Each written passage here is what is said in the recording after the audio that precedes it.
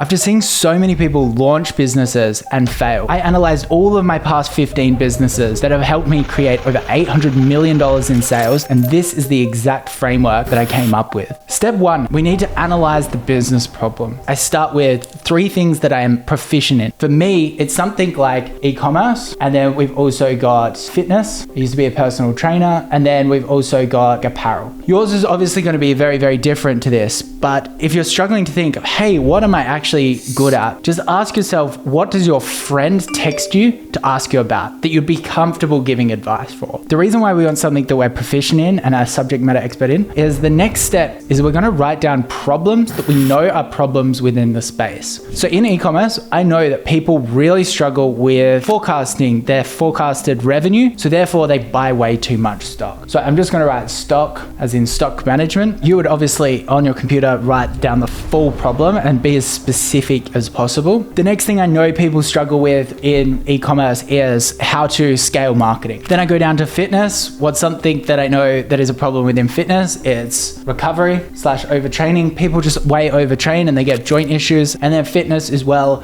is knowing what to train. For apparel, I can go to actually the business side of apparel, which is how do I find a supplier? What products to launch? Now you can see I've got a 3x3 matrix here with the problems and the actual subject that I'm thinking about launching. One question I often get here is, I'm an expert in the subject, but I can't really think of any problems. This is where Reddit hacking comes in. You can go onto Reddit and you can go into the subreddits and then write in problems and search problems through that subreddit. What will pop up is a ton of people with a first-hand story describing their issue. Every single one of these issues is money ready to be made. The next thing we need to do is analyze the issue and the state of awareness that the consumers are in for that issue. There's multiple stages of awareness. The first is not aware. Then the second is problem aware. Then the next one is either solution or product aware. And then the last one is they're brand aware. So we got fitness and we got inflammation and joint pain. Then we're going to, are they problem aware? To really understand the difference between these two, let's understand something like gut health. People might be aware of the issue that they're facing with gut health, but they're not aware of the problem that is driving that. Now, moving on to product aware. This is the stage where there's already existing products to solve this problem. For our gut health example, the product aware stage would be, I'm aware that probiotics can help me. Then we go to brand aware. Okay, I know that this Swiss probiotic is the most important thing to solve my issue. Whenever we're thinking about a business idea, we have the problem that we're trying to solve, but now we need to analyze how receptive the market can be and how much of a market opening that actually is. Because if I suddenly say, hey, I'm going to create a probiotic where there is absolute billion-dollar companies already very, very brand aware, then chances are it's not going to work because there are riches in niches and you need to ride a trend wave to do over $10 million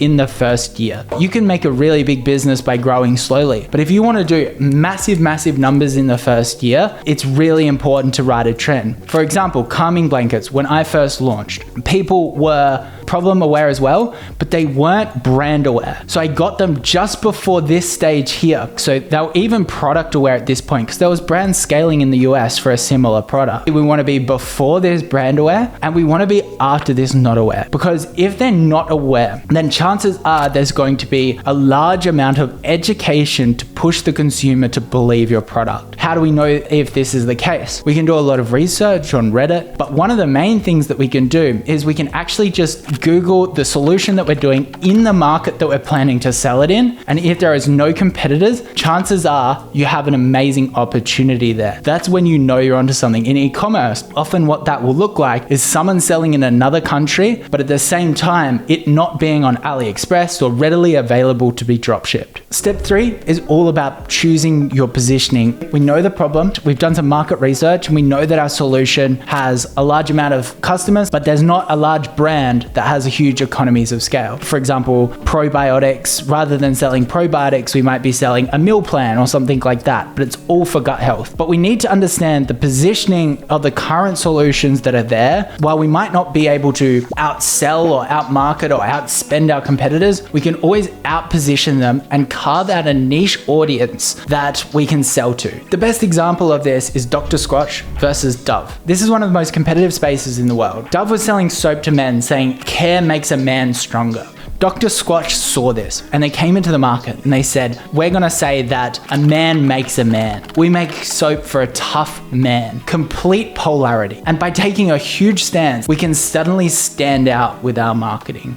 You're gonna pretty much get all of your competitors, so comp 1, comp 2, comp 3, and you're going to write everything that they stand for. Water, for example, we've got the major water brands, Smart Water, so it's like intelligence, and then we've got purity, clarity, health, and then we've got Liquid Death, a $1 billion company that came in as an incumbent, which is a chaos archetype. This positioning allows them to spend more and carve out a new audience within that subsection. If you create a relatively unique product in this step and you create a completely unique positioning as well, because you've created two forms of differentiation that people won't be able to keep up. So let's take e-commerce and the fact that they struggle to market. And I'll tie it to one of my existing businesses. They are somewhat product aware that there is mentorship out there. So how do I stand out? How can I launch a product and actually make a difference? Because of the positioning that I can actually have for Daily Mentor, I've done over $800 million in sales. So our positioning with that brand is that we only work with experts. My coaches have done over $2 billion in sales and run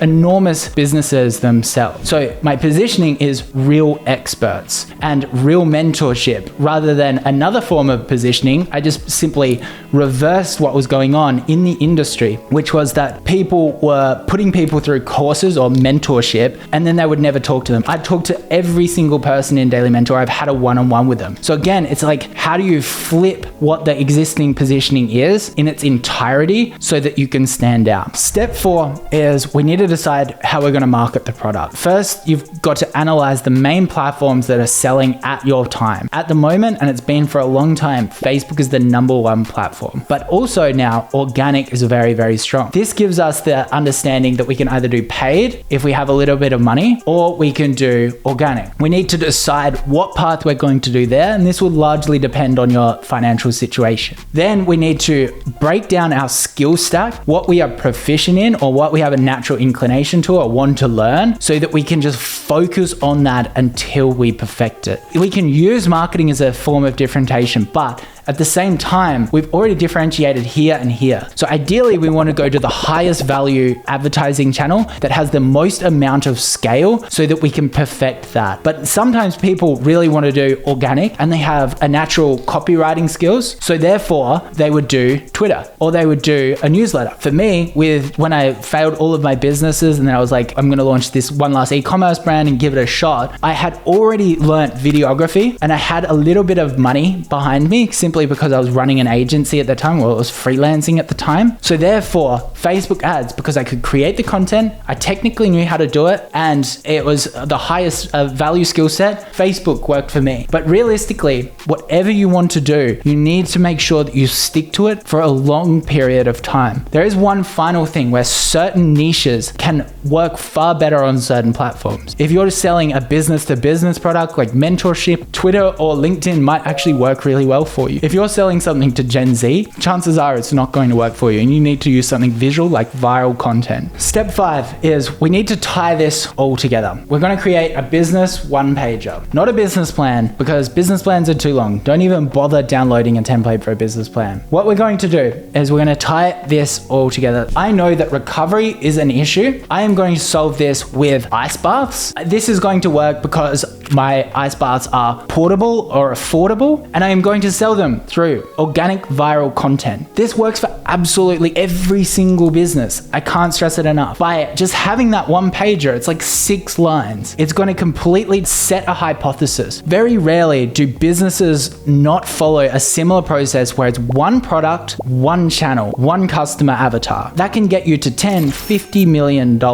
Very rarely is it that when we stitch multiple products and multiple channels, like I'm going to do organic and I'm going to set up Facebook ads and I'm going to use flyers or call people to try to sell the product, it just doesn't work. It's usually one problem, one solution, one positioning, one marketing channel. I probably miss one thing out that's really important here, which is margin and unit economics. If you can solve a problem for a customer and they're not willing to pay that price, let's say for example, we're creating a service where they are a driver, they're also a maid cleaning service, and they also cook for you. We're going to sell that to multiple entrepreneurs, but realistically, the entrepreneurs only are willing to pay that person $150 a day. To get the business at scale, you need thousands and thousands of entrepreneurs, but it actually costs to actually fulfill those services $200 a day. It's a great business idea. A lot of people would want it. They're not willing to spend that much money on the concept. So we need to understand margin feasibility. One of the good things about that is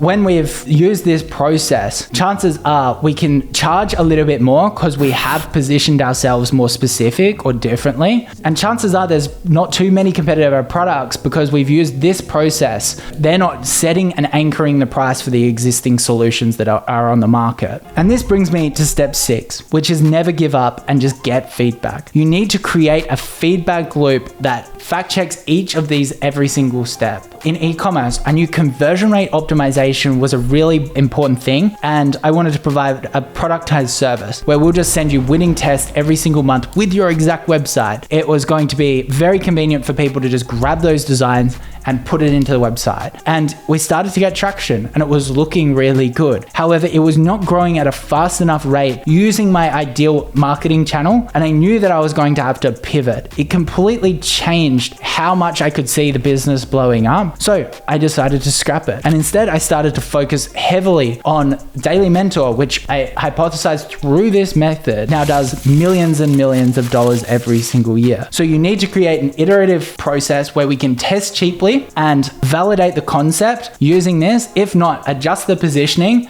adjust the product itself, and keep tinkering with that without getting distracted. So if you like this framework, go check out my previous video, which talks about 7 business myths that are holding people back.